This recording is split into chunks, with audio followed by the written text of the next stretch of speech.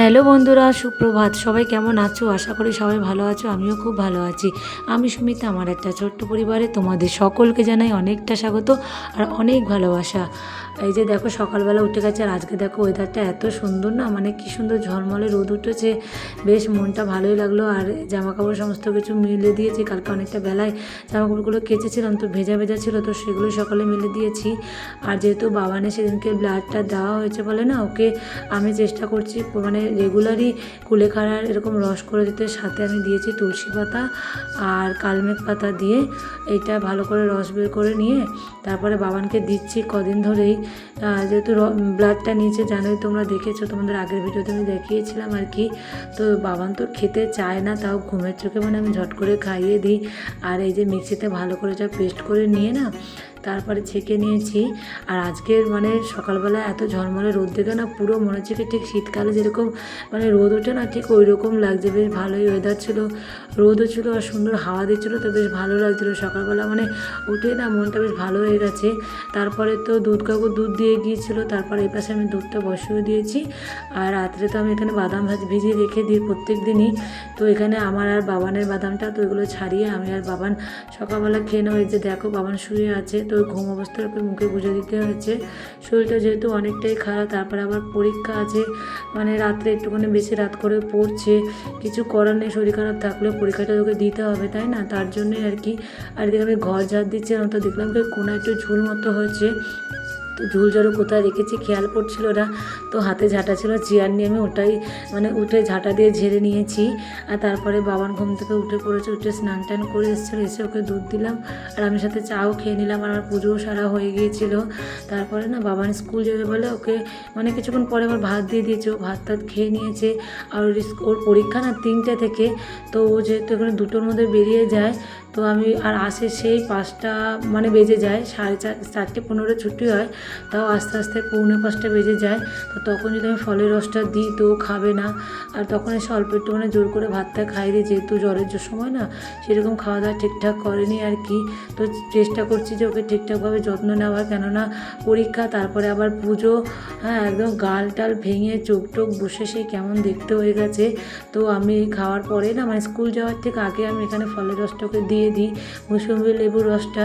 তো জানো তো আজকে লেবুটা মানে প্রচণ্ড টক ছিল, সেই মুখটা দেখেছো কেমন করে ভেঙচাচ্ছে আর বলছে যে মা কি টক। যে তার কিছু করার নেই, তোমাকে খেতেই হবে কষ্ট করে, যেহেতু তুমি জ্বরের সময় কিছু খাওনি। তো তারপরে তো বাবান খাওয়া দাওয়া করে স্কুলে চলে গেল। আর এদিকে দেখো আমি এখানে নোটে শাক নিয়েছিলাম, তো ভাবলাম যে রান্না মোটামুটি প্রায় হয়ে গিয়েছিলো, তো নোটে শাকটা করে নেব। বাবান আস্তে আস্তে সেই ও আসে তারপরে আমি খাই যেহেতু। আর এখানে না নোটে শাকটা করেছিলাম কুমড়ো, আলু, তারপরে গাজর আর বড়ি ফোড়ন দিয়ে দিয়েছিলাম। বইটা আগে ভেজে তুলে নিয়েছি আর 5 ফোড়ন দিয়ে একটু হিং দিয়েছিলাম, জানো তো খেতে বেশ দারুণ হয়েছিল, খুব ভালো লেগেছে খেতে আর কি। আর তারপরে না আমি রান্না করতে করতে দেখছিলাম যে ময়দাটা মানে দেখছি অনেকদিন ধরে দেখছিলাম যে ময়দা পোকা ধরেছে। আজকে যেহেতু সকালে খুব সুন্দর ঝলমলে রোদ উঠেছে, তো ময়দাটা এখানে চেলে দিয়েছি, সাথে শুকনো লঙ্কাটাও দিয়ে দিয়েছিলাম। আসলে কী বলো তো, শুকনো লঙ্কাটা মানে এই যে মাঝে বর্ষাটা গেল না, আর আমি অনেকটা শুকনো লঙ্কা ভুল করে নিয়ে এসেছিলাম, আর না কেমন হয়ে গেছিলো, তো ভাবলাম যে না একটু রোদে দিই তাহলে মানে ঠিক থাকবে আর কি। আর তারপরে এই প্রথম বড়িটা নিয়ে এসেছি, বেশ অনেক দিন হয়েছে, আগে আর একটা নিয়েছিলাম সেটা শেষ হয়ে গেছে। তো এটা না মানে কী বলো তো, ওই বাসন ধুতে গিয়ে বাইরে রাখবো তো জল টল পরে একদম নষ্ট হয়ে যায়। জানোই তো অনেকটাই দাম, এটা বেশ 45 টাকা মতো নিয়েছে, অনেকটা কম থাকে যদিও, কিন্তু খুব ভালো। মানে কি বলবো, বাসন সেইভাবে ঠাকুরের বাসন সেভাবে মানে চেপে ঘষে মাজতে হয় না, তো ওইটা ঝেড়ে নিয়েছি।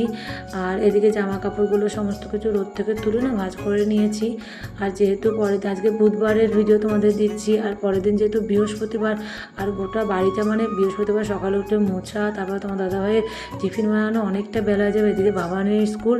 ওই জন্য আমি চেষ্টা করি কী বলো তো, বিকেলবেলার দিকে মানে বুধবার বিকেলবেলার দিকে পুরো বাড়িটা মানে মুছে রেখে দিই। শুধু ঠাকুরঘরটা মুছি না, তার কারণ বৃহস্পতিবার দিন সকালবেলা ঠাকুরঘরটা মুছে তারপরে পুজো সারি আর কি।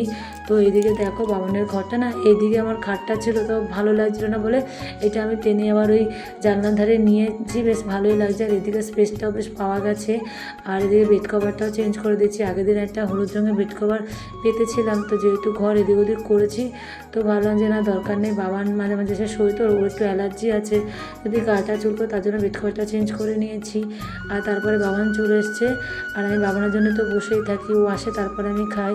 তো তো এখানে করেছিলাম ইলিশ মাছ বেগুন দিয়ে পাতলা করে ঝোল করেছিলাম, আর এখানে শাকটা করেছি তোমাদের তো দেখালামই। আর এদিকে দেখো মিষ্টি খেয়ে দিয়ে, যেহেতু এসি চালানো, মানে এসি চালালে ওকে আর দেখতে পাবে না, যদি আমরা ডিস্টার্ব করে কী করে জানো, খাটের একদম কর্নারে গিয়ে একজন শুয়ে থাকে। আর তারপরে এই পার্সেলটা এসছে, দেখো এই 3 পিস সেটটা এত সুন্দর, আমিও একটা নিয়েছি। তো ওটা আমি শ্রুতিকে দিয়েছি সেলাই করতে আমার শাশুড়ির কাছে, কারণ আমার মেশিনটা খুব ডিস্টার্ব করছে। তো শ্রুতিকে বললাম তুই ঠাম্মির কাছে নিয়ে যা। তো আমি কি বলো তো, যাই কিনি না, মানে চারদিকটাকে সেলাই করার চেষ্টা করি, তাহলে মানে প্রত্যেকে ধরো খুলে গেলো এই ভয়টা। চলেছি যে একেবারে পরের দিন, আর দেখালে আমি অনেক জামা কাপড় ইস্ত্রি করেছি তোমাদের দাদা ভাইয়ের। একবারে অনেকগুলো করে রেখে দিলে কী হয় বলো তো, মানে দুটো সপ্তাহটা না আমি চেষ্টা করি যে একবারে করে নেওয়ার, তাহলে আমার একটু টেনশন থাকে না। আর এই ইস্ত্রি করতে না বিরক্ত লাগে, মানে কোমর টোমর পুরো ব্যথা হয়ে যায়। আর এখানে কুলত্ব কলায় বাবানের জন্য আগের দিন রাত্রেবেলা ভিজিয়ে রেখেছে, ঠাম্মি বলেছে যে মাঝে মাঝে সোনাই তোমার বল এই যে সকাল সকাল স্নান হয়ে গেছে, বাসি কাজ সব হয়ে গেছে, ঘরটা মুছে নিয়েছি। আর উপরে ঘর তো সবই কালকে মুছেছি, শুধু ঠাকুর ঘরটা মুছলাম। এখন পুজো দেবো। বৃহস্পতিবার কী বলতো, বাড়ি থেকে যদি ফুল টুল সমস্ত কিছু নিয়ে আসি তাহলে না এত কষ্ট হয় না। তো কালকে যাইনি, মানে এই কাকিমাদের বাড়ি আমের পল্লব পাওয়া যায়, তারপরে পান পাওয়া যায়, সমস্ত কিছু দেখছি কাকিমাদের গাছে আছে, ফুলও পেয়ে গেছি। তো ভাবলাম যে না কালকে আর যাবো না, তো ওই জন্য গতকাল যাইনি। আর আজকে কতক্ষণ, প্রায় আধ ঘন্টা লাগলো যেন ফুল তুলতে, দুব্বো তুলতে, তারপরে পান, আমের শাখা খুঁজে পাচ্ছি না বলতে, আম গাছ তো আছে কিন্তু পাতাগুলো না সব কেমন নষ্ট হয়ে গেছে। প্রায় আধ ঘন্টা কাকিমাকে তাই বলছিলাম যে বৃহস্পতিবারে মানে এই সমস্ত যোগাযন্ত্র করতে দিন চলে যায়। তো চলো বকবক না করে পুজোটা সেরে নিই, বাবা আবার স্কুলে যাবে, রান্না বসাবো, রান্নার কিচ্ছু করিনি, চাও খাইনি জানো, কালকে সমস্ত করে রেখেছি, হয়েছে সকাল সকাল পুজো দিয়ে নেবো, এই সমস্ত যোগাযন্ত্র করতেই আমার দিন চলে গেল। তো চলো পুজো দিয়ে তোমাদের সাথে দেখা হচ্ছে। আর তারপরে এই যে দেখো আমার বৃহস্পতিবারের সমস্ত পুজো দেওয়া হয়ে গেছে আর কি। আর বৃহস্পতিবার না মানে সবার বাড়িতে খুব লেট হয়, আমি এটা জানি।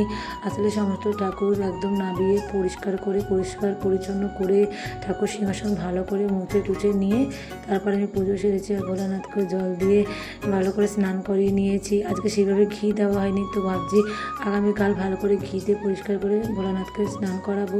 আর তারপরে যে দেখো আমি চা খেয়ে নিয়েছি, মানে চা খাইনি তো ভালো লাগছে না, আর খুব খিদে পেয়ে গেছিলো, অনেকটা সময় নিয়ে পুজো দিতে হয়েছে যেহেতু আজকে বৃহস্পতিবার। আর এই যে বাবানের মানে আগের দিনকে যে শুকনো লঙ্কা এখানে রোদে দিয়েছিলাম, তো সেটাই আমি আজকে ভরে নিলাম। আর এই যে তোমাদের দেখালাম না যে কুলত্তকলায় ভিজিয়েছি, তো কুলত্তকলায় ভেজানোর সময় না দেখছিলাম যে মানে একটু হালকা হালকা পোকা মতন ধরেছে, তো ভাবলাম যে না একটুখানি রোদে দিয়ে নিই। তো রোদ দেওয়ার সঙ্গে সঙ্গে না পোকাগুলো বেরিয়েছে, অল্পই ধরেছে সবে। তো যেহেতু রোদ উঠেছে তো এটাও দিয়ে দিয়েছি। আর এই কুলত্ত কলাইটা না খুব ভালো, তো ঠাকুমা আমাকে আগের দিন ফোন করে বলে দিয়েছে যে মাঝে মাঝে কুলত্ত কলাইয়ের জলটাও দিবি।